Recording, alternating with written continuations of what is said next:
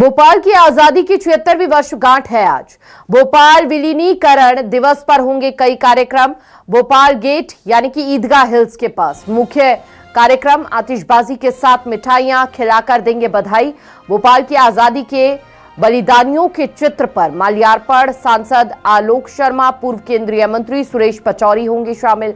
महापौर मालती राय समेत कई जनप्रतिनिधि भी शामिल होंगे।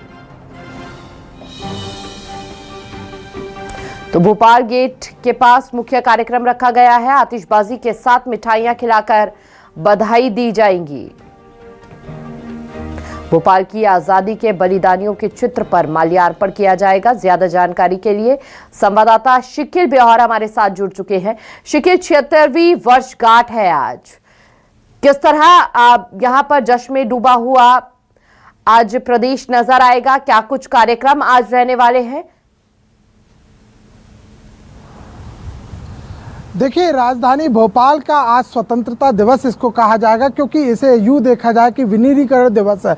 देखा जाए तो इतिहास के पन्नों में ऐसे देश के दो शहर थे जो कि 15 अगस्त 1947 के बाद भी आज़ाद नहीं हुए थे, जिसमें एक था राजधानी भोपाल और दूसरा था जो हैदराबाद रियासत। और राजधानी भोपाल की अगर हम बातचीत करते हैं तो इसे आज के दिन आज़ादी के 2 साल बाद यानी कि 15 अगस्त 1947 के बाद 1 जून 1949 को जो है आज़ादी जो है वो मिली हुई थी और भारत का अविभाजन अंग के रूप में मिला था। तब हमीदुल्लाह खां जो भोपाल रियासत के नवाब हुआ करता था और उसने कहीं ना कहीं भोपाल को पाकिस्तान में शामिल करने के लिए एक आंदोलन छेड़ रखा था। काफ़ी हिंसाएं उस वक्त में हुई थी और तब 14 जनवरी को एक आंदोलन शुरू हुआ था जो कि बौरास जिले से हुआ और उसके बाद ये आंदोलन जो था, ये आंदोलन से भोपाल को आज़ादी मिली थी। तो आज बहुत बड़ा दिन है भोपाल के लिए और भोपाल में कई कार्यक्रमों का आयोजन जो है वो किया जाएगा। इसका मुख्य कार्यक्रम जो है वो भोपाल गेट पे आयोजित होगा, जिसमें आलोक शर्मा जो है भोपाल के सांसद है वो इसमें शामिल होंगे। पूर्व केंद्रीय मंत्री सुरेश पचौरी शामिल होंगे, महापौर मालती राय शामिल होंगी, कई बीजेपी के नेता, कई वरिष्ठ जन जो है वो इसमें शामिल होंगे। और साथ ही साथ जो बौरास की क्रांति जिस प्रकार से हुई थी, जिसमें कई युवाओं ने अपनी शहादत दी थी सिर्फ भोपाल को आजाद कराने के लिए, उस दौर में उन्हें आज याद किया जाएगा। लेकिन ये सिर्फ बलिदान का एक याद करने का दिवस अकेला नहीं है, क्योंकि उनके बलिदान को इस रूप में यहाँ पर लिया जाता है कि जिन्होंने बलिदान दिया उनके चलते ही भोपाल जो है वो देश में, भारतवर्ष में, उस समय इसे भारत संघ के नाम से जाना जाता था, उसमें शामिल हो पाया। लेकिन इतिहास के पन्ने ये भी यहाँ पर बताते हैं कि तब की क्रांति से कई जो मासूम थे उनकी जाने गई थी और इसमें सबसे ज्यादा जाने युवाओं की थी और युवतियों की थी। ऐसा पहला आंदोलन था जो कि लगभग 30 वर्ष से 16 वर्ष तक के बीच के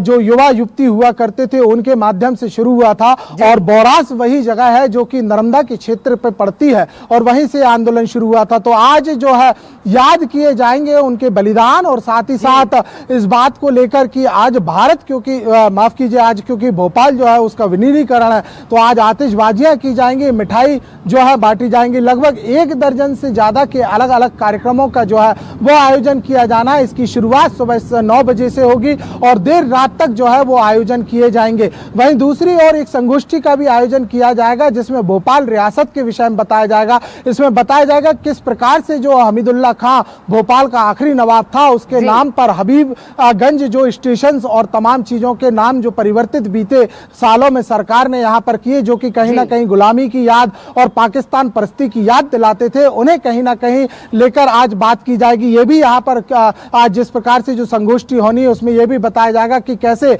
जो हमीदुल्लाह खां का जो पुत्र था शहरयार खान, उसने कैसे आखिर पाकिस्तान में पहली बार जो है सचिव की पद के रूप में अपने आप को नवाजा और पूरा जो जब विभाजन हुआ तो किस प्रकार से भोपाल के नवाब जो था वो कहीं ना कहीं पाकिस्तान की जो है नागरिकता उसने ग्रहण की और फिर इसके बाद जो अरबों खरबों की जो संपत्तियां भोपाल में आज दिखाई देती हैं वो शत्रु संपत्ति। कई कार्यक्रम रहने वाले हैं, आप अपनी नजर बनाए रखिएगा उन कार्यक्रमों पर। 76वीं वर्षगांठ है आज भोपाल की आजादी की और यहाँ पर जश्न का माहौल देखा जा रहा है। बहुत बहुत शुक्रिया शिकिल आपका, आप बने रहिए, आपसे आगे भी खबरों में हम अपडेट लेते रहेंगे।